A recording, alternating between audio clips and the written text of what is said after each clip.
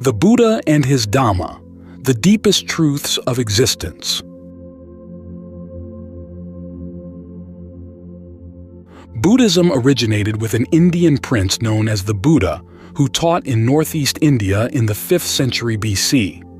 2 centuries later, with the support of the Emperor Asoka, Buddhism spread over the greater part of India, and from there traveled the full breadth of the Asian continent. In several tidal waves of missionary zeal, it rose up from its Indian homeland and inundated other regions, offering the peoples among whom it took root a solid foundation of faith and wisdom upon which to build their lives and a source of inspiration towards which to direct their hopes. At different points in history, Buddhism has commanded followings in countries as diverse geographically, ethnically, and culturally as Afghanistan and Japan, Siberia and Cambodia, Korea and Sri Lanka. Yet all have looked towards the same Indian sage as their master. Though for historical reasons Buddhism eventually disappeared from India by about the 12th century, before it vanished, it had profoundly transformed Hinduism. In our own time, Indian thinkers as different as Swami Vivekananda, Tagore, Gandhi, and Nehru have looked upon the Buddha as a model. In the 20th century too, while Buddhism has lost much of its following in the East, it has begun to have a growing impact on an increasing number of people in the West, and in its own quiet way, it is sending down firm roots in several countries of the Western Hemisphere. In the course of its long history, Buddhism has assumed a wide variety of forms. Because of its peaceful, non-dogmatic character, it has always adapted easily to the pre-existent cultures and religious practices of the people among whom it has spread, becoming in turn the fountainhead of a new culture and worldview. So successful has Buddhism been in integrating itself with a country's indigenous culture that it is often difficult for us to discern the common thread that binds the different forms of Buddhism together as branches of the same religion. The outer surfaces differ so greatly, from the gentle ceremonial Theravada Buddhism of Sri Lanka and Southeast Asia to the contemplative and devotional practices of Far Eastern Mahayana Buddhism, to the mysterious ritualism of Tibetan Vajrayana Buddhism. Yet, though the outer faces of these Buddhist schools may differ drastically, they all remain rooted in a common source, the life and teaching of the man known to us as the Buddha. Surprisingly, though the Buddha stands so far back from us in time, further back than all the later teachers who rose to eminence in the river of Buddhist history, it is still his voice that speaks to us most directly, in a language we can immediately understand, in words, images, and ideas to which we can immediately respond.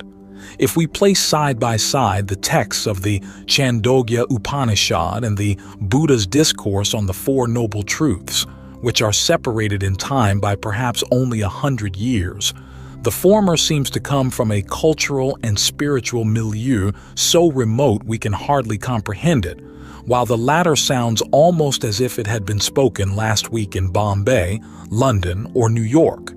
In attitude and perspective, the Buddha comes so close to us, it is hard to believe he is separated from us by a gulf of some 2,500 years. That the Buddha's teaching should remain perennially relevant throughout the changing eras of human history, that his message should be undimmed by the sheer passage of time, is already implicit in the title by which he is most commonly known. For the word Buddha, as is widely known, is not a proper name but an honorific title meaning the enlightened one, the awakened one. This title is given to him because he has woken up from the deep sleep of ignorance in which the rest of the world is absorbed, because he has penetrated the deepest truths about the human condition, and because he proclaims those truths with the aim of awakening others and enabling them to share his realization. Despite the shifting scenarios of history over 25 centuries, Despite the change in worldviews and modes of thought from one epoch to the next, the basic truths of human life do not change. They remain constant and are recognizable to those mature enough to reflect on them and intelligent enough to understand them. For this reason, even today, in our age of jet travel, computer technology, and genetic engineering, it is perfectly fitting that the one who has awakened should speak to us in words that are just as powerful, just as cogent, just as illuminating as they were when they were first proclaimed long ago in the towns and villages of Northeast India.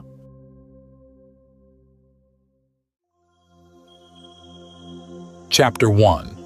The Life of the Buddha. Although we cannot determine with absolute precision the dates of the Buddha's life, many scholars agree that he lived from approximately 563 to 483 BC. A growing number of scholars follow a different chronology which places the dates about 80 years later.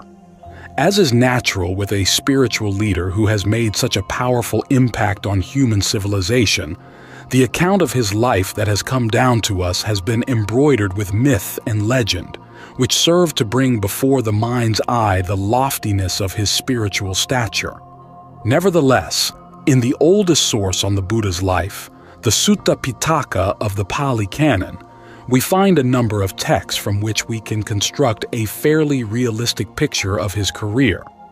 What is striking about the picture given by these texts is that it shows the Buddha's life as a series of lessons which embody and convey the essential points of his teaching.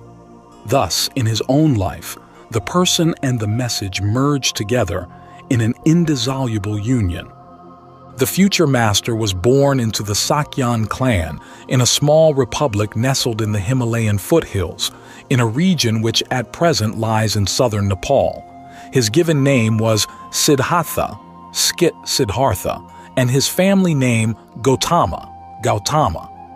Legend holds that he was the son of a powerful monarch, but in actuality the Sakyan state was an oligarchic republic, so his father was probably the chief of the ruling council of elders.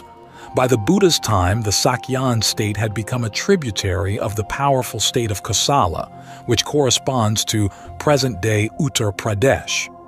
Even the oldest suttas tell us that the infant's birth was attended by various wonders. Soon afterwards, a sage named Asita came to visit the baby, and recognizing on his body the marks of future greatness, he bowed down to the child in homage. As a royal youth, Prince Siddhartha was raised in luxury.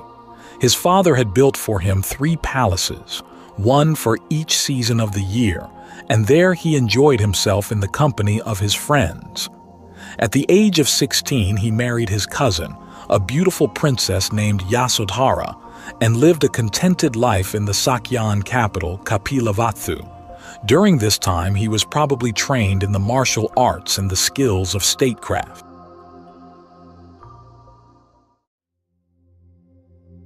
The questions concerning the purpose and meaning of our lives. As the years passed, however, when he reached his late 20s, the prince became increasingly introspective. What troubled him were the great burning issues we ordinarily take for granted, the questions concerning the purpose and meaning of our lives. Is the purpose of our existence the enjoyment of sensual pleasures, the achievement of wealth and status, the exercise of power? Or is there something beyond these, more real and fulfilling? These must have been the questions that rippled across his mind, for we find his own reflections recorded for us in a discourse called The Noble Quest, MN 26. Monks, before my enlightenment, being myself subject to birth, aging, sickness, and death, to sorrow and defilement, I sought what was subject to birth, aging, sickness, and death, to sorrow and defilement. Then I considered thus, why, being subject to birth, to defilement, should I seek what is subject to birth and defilement? Suppose that, being myself subject to birth, having understood the danger in what is subject to birth, I seek the unborn, the supreme security from bondage, nibbana. Suppose that, being myself subject to aging, sickness and death, to sorrow and defilement, I seek the unaging, unailing, deathless, sorrowless, and undefiled state, the supreme security from bondage, nibbana. Thus, at the age of 29, in the prime of life, with his parents weeping, he cut off his hair and beard, put on the saffron robes of a mendicant, and entered upon the homeless life of renunciation. The developed Buddha biography adds that he left the palace on the very day that his wife gave birth to their only child, the boy Rahula. Having left behind his home and family, the Bodhisattva, or Seeker of Enlightenment, as he is now called, headed south for Magadha, present-day Bihar, in whose environs small groups of seekers were quietly pursuing their quest for spiritual illumination, usually under the guidance of a guru. At the time, northern India could boast of a number of accomplished masters famous for their philosophical systems and achievements in meditation. Prince Siddhartha sought out two of the most eminent, Alara Kalama and Udaka Ramaputta. From them he learned systems of meditation which, from the descriptions in the texts, seem to have been forerunners of Raja Yoga. The Bodhisattva mastered their teachings and systems of meditation, but though he reached exalted levels of concentration, samadhi, he found these teachings insufficient, for they did not lead to the goal he was seeking: perfect enlightenment and the realization of nibbana, release from the sufferings of sentient existence. Having left his teachers, the Bodhisattva adopted a different path, one that was popular in ancient India and still has followers today: the path of asceticism, of self-mortification, pursued in the conviction that liberation is to be won by afflicting the body with pain beyond its normal levels of endurance. For 6 years, the Bodhisattva followed this method with unyielding determination.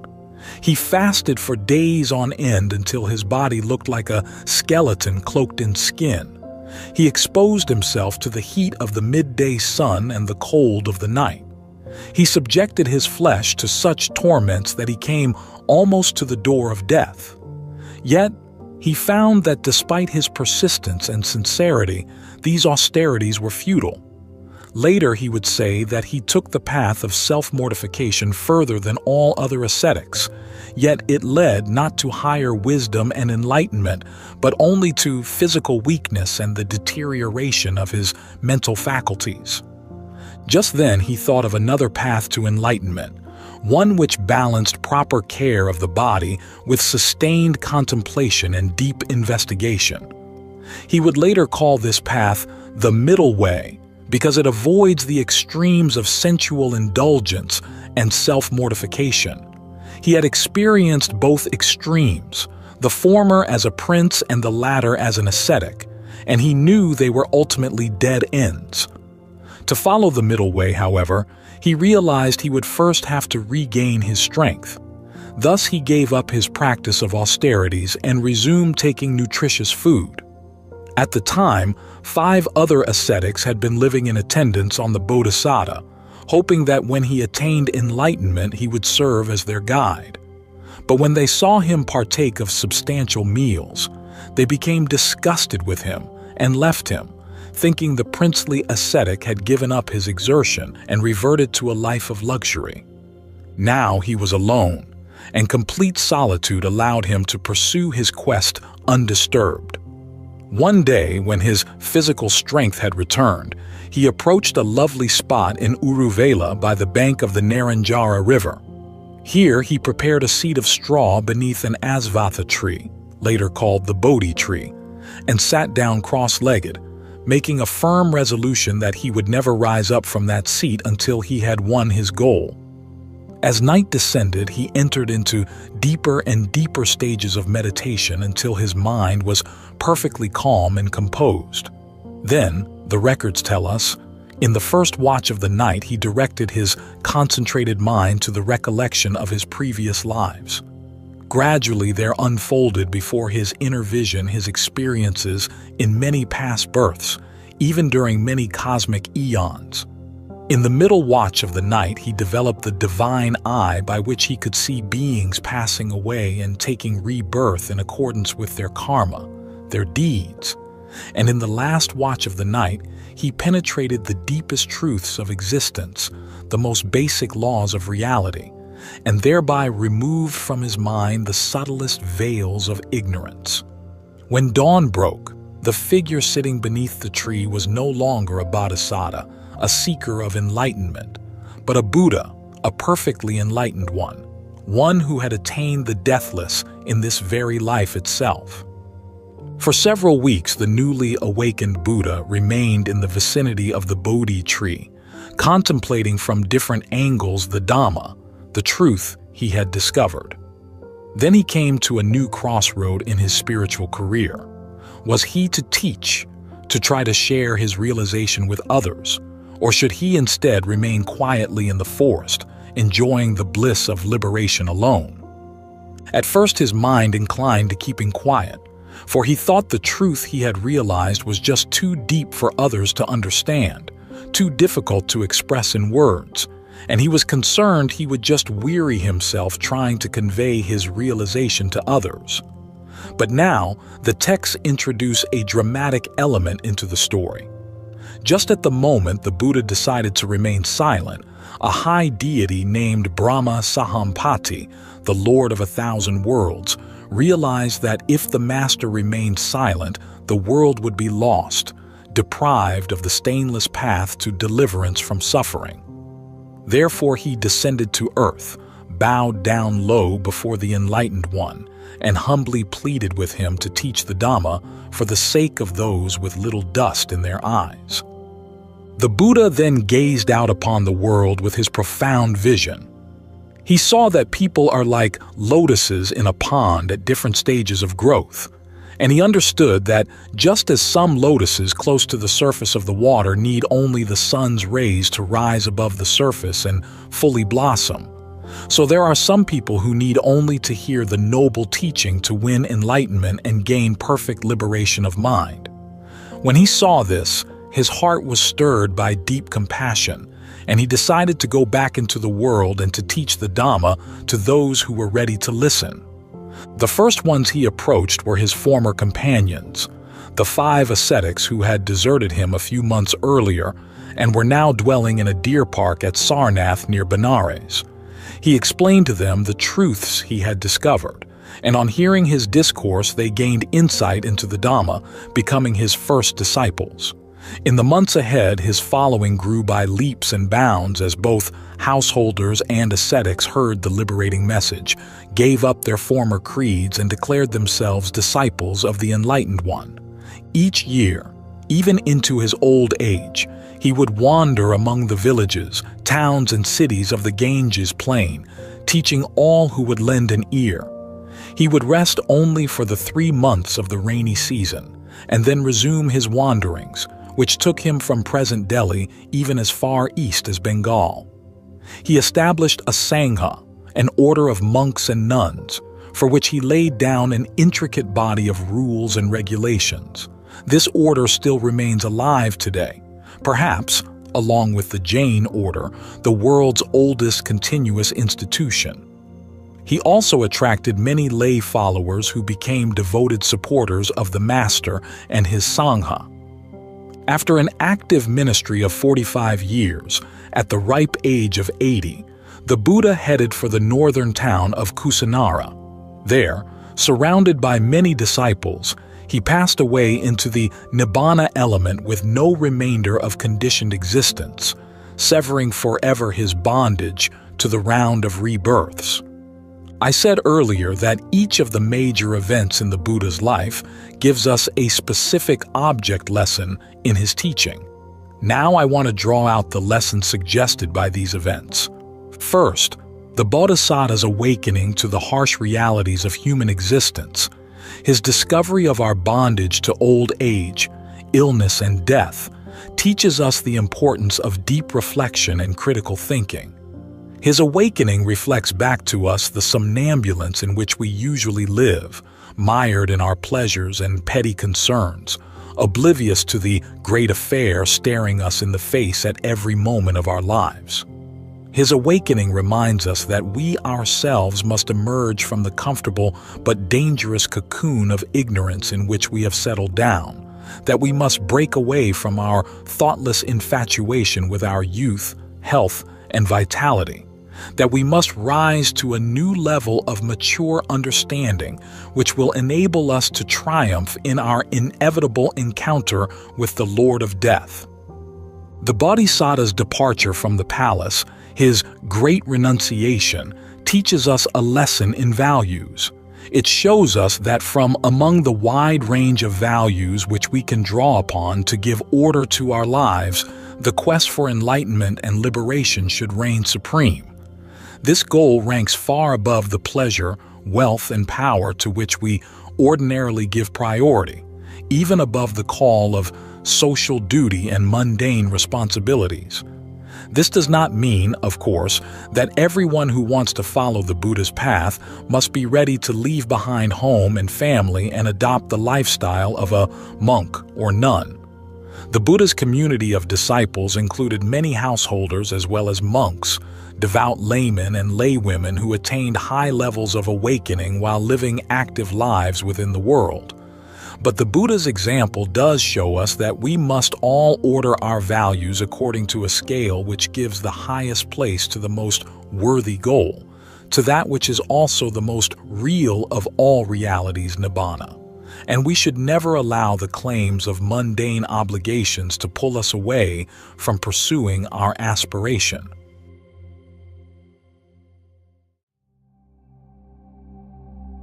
The Buddha's enlightenment. Next, the Bodhisattva's 6 years of struggle shows us that the quest for the highest goal is a strenuous undertaking that calls for deep dedication and unrelenting effort. Fortunately for us, the Bodhisattva found that the practice of self-mortification is a fruitless exercise, and thus we need not follow him in this direction. But his uncompromising pursuit of truth underscores the degree of effort that the quest for enlightenment requires, and those who seek such a goal in full earnestness must be ready to submit to a difficult and demanding course of training. The Buddha's enlightenment teaches us that ultimate wisdom and deliverance from suffering is a real potential inherent in human beings, one we can realize for ourselves without the aid or grace of an external savior. His enlightenment also highlights the ideal of sensible moderation, the middle way, which has characterized Buddhism throughout its long history. The quest for truth may be a difficult undertaking, one which makes harsh demands on us, but it does not ask us to subject ourselves to penance and self-punishment. Final victory is to be won, not by tormenting the body, but by developing the mind.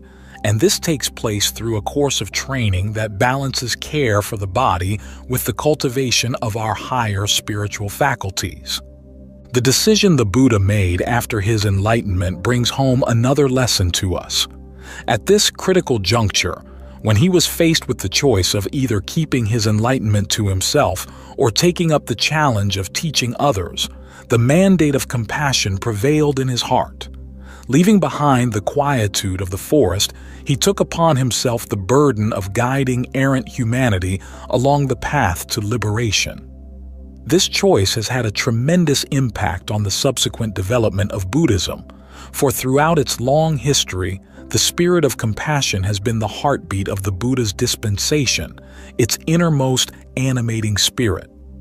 It was the Buddha's compassionate example that motivated Buddhist monks and nuns to travel across seas, mountains, and deserts at the risk of their lives to share the blessings of the Dhamma with those still lost in darkness. It is this example that inspires many Buddhists today in a wide variety of ways, even when they can express their compassion only in humble acts of kindness and tender concern for those less fortunate than themselves. Finally, the Buddha's passing away, His attainment of final nibbana teaches us once again that everything conditioned must perish, that all formations are impermanent, that even the greatest of spiritual masters is no exception to the very law he so often proclaimed. His passing away also teaches us that the highest bliss and peace comes only by relinquishing all through the stilling of all conditioned things. For this is the final entranceway to the attainment of the unconditioned, the deathless nibbana.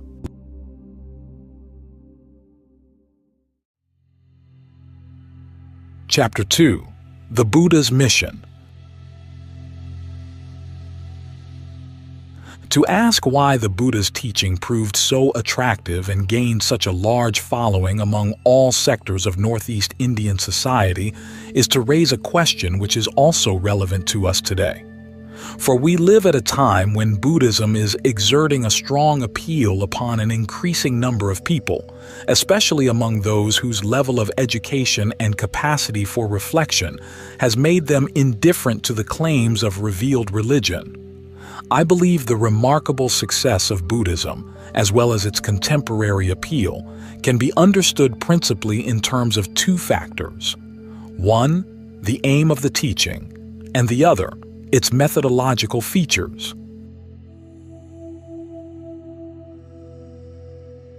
The aim of the teaching. Unlike the so-called revealed religions, which rest upon faith in unverifiable doctrines, the Buddha formulated his teaching in a way that directly addresses the critical problem at the heart of human existence, the problem of suffering. And he promises that those who follow his teaching to its end will realize here and now the highest happiness and peace. All other concerns apart from this, such as theological dogmas, metaphysical subtleties, rituals, and rules of worship, the Buddha waves aside as irrelevant to the task at hand, the unraveling of the problem of suffering. This pragmatic thrust of the Dhamma is clearly illustrated by an incident related in the texts.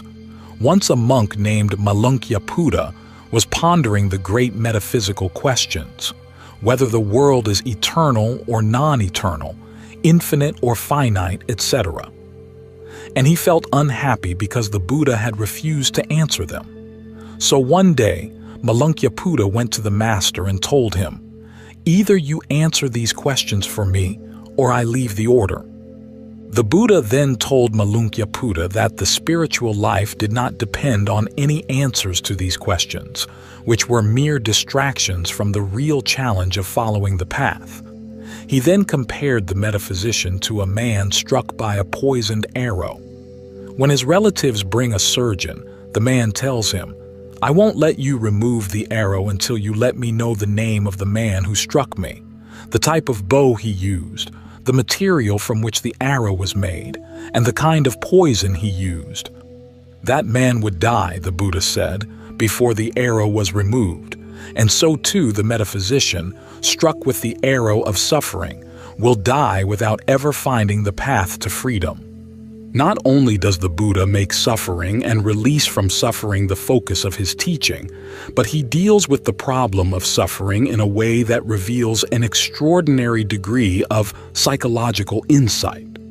Like a psychoanalyst, the Buddha traces suffering to its roots within our minds, to our craving and clinging, and he holds that the cure, the solution to the problem of suffering, must also be achieved within our minds.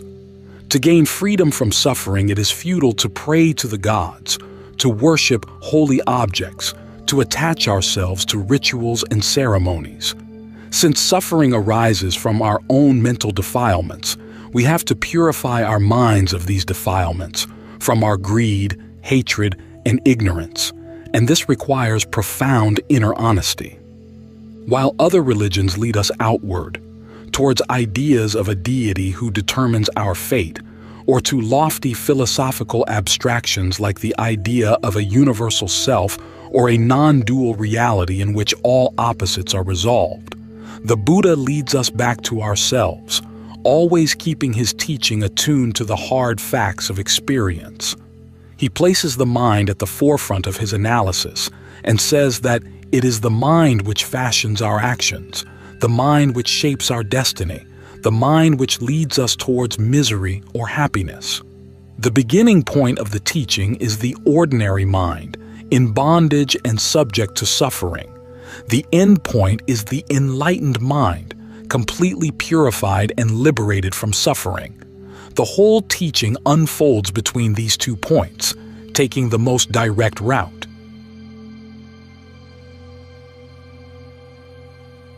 Characteristic features of the teaching. 1. Self-reliance. This discussion of the aim of the Buddha's teaching leads us to the teaching's characteristic features. One of its most attractive features, closely related to its psychological orientation, is its emphasis on self-reliance. For the Buddha, the key to liberation is mental purity and correct understanding, and for this reason he rejects the notion that we can gain salvation by leaning on any external authority. He says, "By oneself is evil done, by oneself is one defiled, by oneself is evil left undone, by oneself is one purified. Purity and defilement depend on oneself. No one can purify another." DHP 165. This stress on human effort, on our capacity to liberate ourselves, is a distinctive feature of early Buddhism and offers a remarkable affirmation of the human potential. The Buddha does not claim any divine status for himself, nor does he assert that he is an agent of human salvation. He claims to be, not a personal savior, but a guide and teacher. You yourselves must strive. The Buddha only points the way. Those who meditate and practice the path are freed from the bonds of death. DHP 276. Throughout his ministry, he urged his disciples to be islands to yourselves, be refugees to yourselves, without looking to any external refuge. Even on his deathbed, he gave his followers this last piece of advice. All conditioned things are subject to decay. Attain the goal by diligence. 2. Experiential emphasis. Since wisdom or insight is the chief instrument of enlightenment, the Buddha always asked his disciples to follow him on the basis of their own understanding, not from obedience or unquestioning trust. He calls his Dhamma ehipassiko, which means, "Come and see for yourself." He invites inquirers to investigate his teaching, to examine it in the light of their own reason and intelligence, and to gain confirmation of its truth for themselves. The Dhamma is said to be pakadam veditabo vinyuhi, to be personally understood by the wise, and this requires intelligence and sustained inquiry. Once the Buddha arrived at the town of a people called the Kalamas, who had been visited by many other ascetics.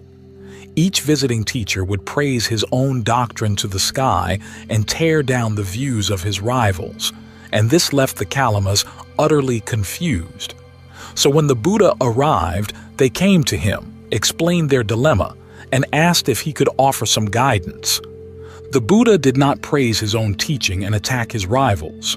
Rather, he told them, "It is right for you to doubt. Doubt has arisen in you about dubious matters. Come, Kalamas, do not rely on oral tradition, or on the lineage of teachers, or on holy scriptures, or on abstract logic. Do not place blind trust in impressive personalities or in venerated gurus, but examine the issue for yourselves.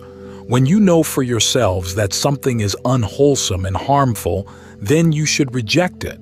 And when you know for yourselves that something is wholesome and beneficial, then you should accept it and put it into practice." And 3.65. 3. Universality. Because the Buddha's teaching deals with the most universal of all human problems, the problem of suffering, he made his teaching a universal message, one which was addressed to all human beings solely by reason of their humanity. At the time the Buddha appeared on the Indian scene, the higher religious teachings, recorded in the Vedas, were reserved for the Brahmins, a privileged elite who performed sacrifices and rituals for others. Ordinary people were told to perform their duties in a spirit of humility in the hope that they might win a more fortunate rebirth and thus gain access to the sacred teachings. But the Buddha placed no restrictions on the people to whom he taught the Dhamma. He held that what made a person noble was his personal character and conduct, not his family and caste status. Thus he opened the doors of liberation to people of all social classes. Brahmins, kings and princes, merchants, farmers, workers, even outcasts. All were welcome to hear the Dhamma without discrimination, and many from the lower classes attained the highest stage of enlightenment. Within the wider Indian society, the Buddha did not attempt to abolish the caste system, which, it seems, had not yet developed into the complex, oppressive system it became several centuries later. However, he flatly rejected the orthodox Brahmin view that a person's class status was an indication of his intrinsic worth. Within the Sangha, the monastic order, he completely disregarded all distinctions of social class, declaring, just as the waters of the four great rivers flow into the ocean and become known simply as the water of the ocean, so when people of all four social classes go forth as monks in my teaching, they give up their social status and become known simply as disciples of the Buddha. UD 5.5. As part of his Universalist project, the Buddha also threw open the doors of his teaching to women. Among the followers of Brahmanism, sacred teachings were the province of men. Women were to perform their domestic chores dutifully, to care for their husbands and in-laws, and to bear children, preferably sons. They were excluded from performing the Vedic rituals, and even the teachings of the Upanishads were, with rare exceptions, the prerogative of men. The Buddha, in contrast, taught the Dhamma freely to both men and women. At first, he hesitated to establish an order of nuns, since this would have been a radical step in his age. But once he agreed to create the order of nuns, women from all walks of life, princesses, housewives, daughters of good family, servant women, even former prostitutes, went forth into homelessness and attained the highest goal. 4. A code of ethics. One aspect of the Buddha's universalism deserves special mention. This is his conception of a universal code of ethics.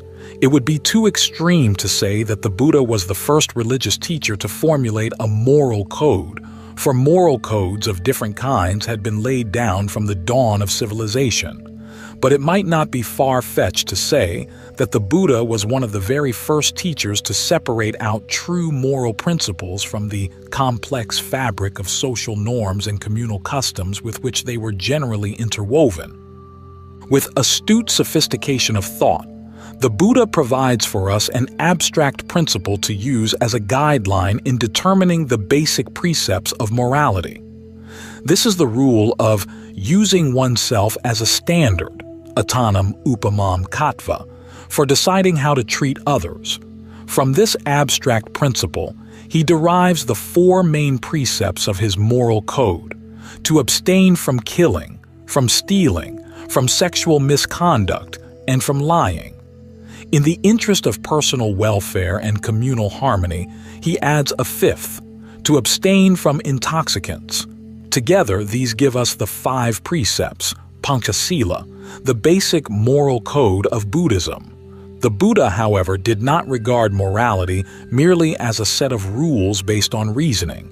He taught that there is a universal law which connects our conduct with our personal destinies, ensuring that moral justice ultimately prevails in the world. This is the law of karma and its fruit, which holds that our intentional actions determine the type of rebirth we take and the diverse experiences we undergo in the course of our lives. This law is utterly impersonal in its operation. It gives no one preferential treatment. It recognizes no VIPs or favorites, but works with absolute uniformity towards all. Those who violate the laws of morality, whether they be high class or low class, rich or poor, acquire unwholesome karma and must suffer the consequences, a bad rebirth and future misery. Those who adhere to the moral rules, who engage in virtuous conduct, acquire wholesome karma leading to future benefits, a good rebirth, a happy life, and progress on the way to final liberation. In conformity with the psychological orientation of his teaching, the Buddha gave special attention to the subjective springs of morality.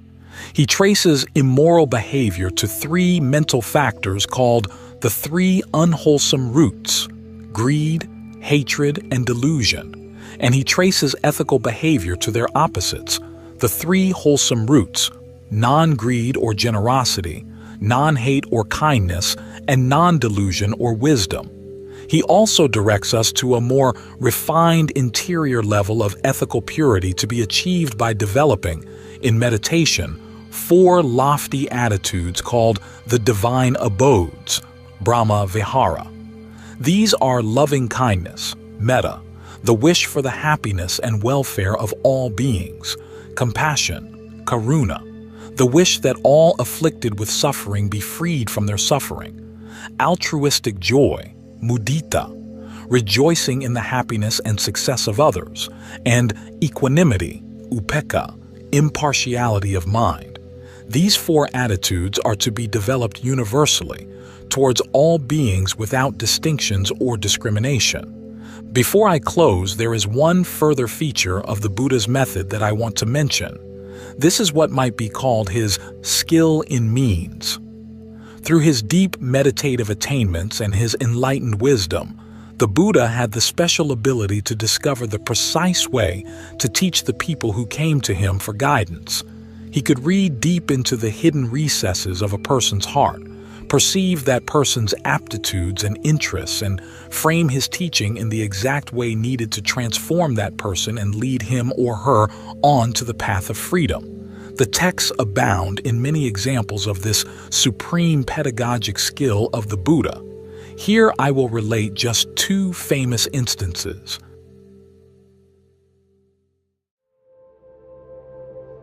The first is the case of Angulimala, a serial killer who lived in the forests of Kosala outside the capital Savatthi. Angulimala repeatedly attacked travelers, killed them, and cut off their fingers, which he wove into a necklace that he wore around his neck. He had killed hundreds of people and was feared throughout the kingdom. He was wanted dead or alive, but no one had the courage to pursue him. The Buddha saw, however, with his supernormal vision, that Angulimala had another side to his character. As terrible as he was, he had the hidden potential to become an arahant, a saint. Thus, one day, all alone, he headed out for the forest where Angulimala was dwelling. When Angulimala saw him, he thought, now I will kill this ascetic and cut off his finger for my necklace." He started to run after him with his knife poised in the air, but no matter how fast he ran, he could not reach him. For the Buddha, while walking along slowly, had performed a feat of psychic power such that Angulimala, running with all his might, could not catch up with him. Angulimala ran and ran but could not gain an inch. He then called out, "Stop, ascetic, stop!"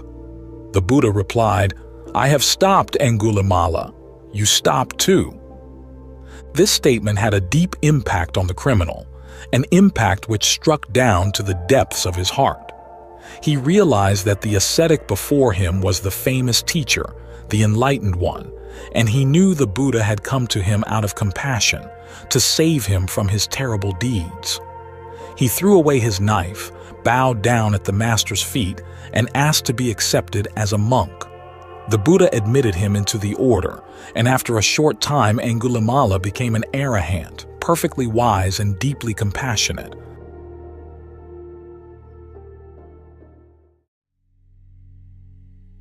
The second story concerns the woman Kisagotami.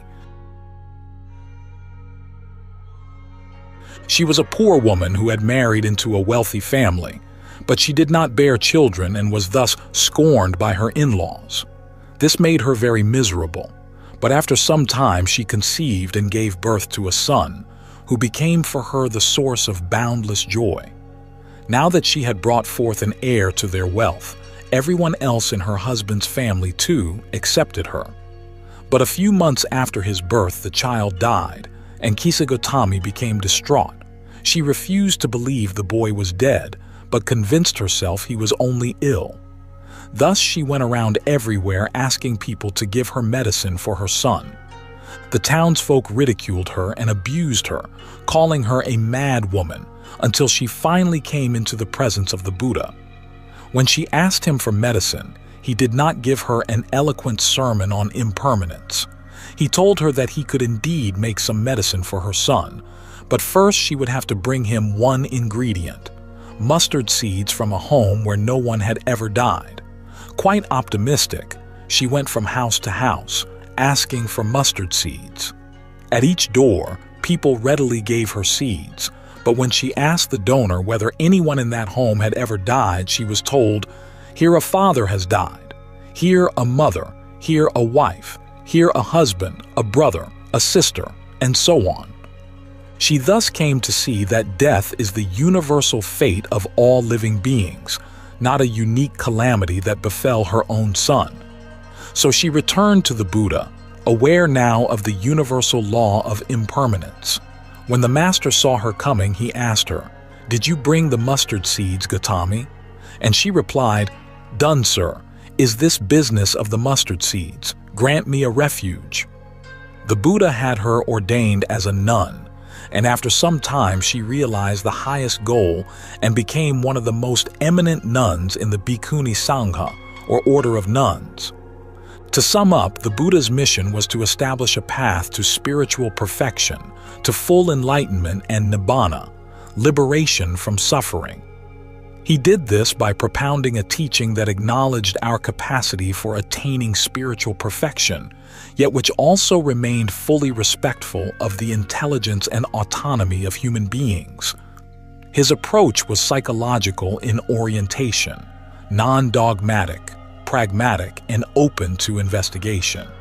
He emphasized self-effort, moral rectitude, and personal responsibility, and he proclaimed his message universally, holding that the potential for spiritual growth and even for the highest enlightenment was accessible to anyone who makes the appropriate effort.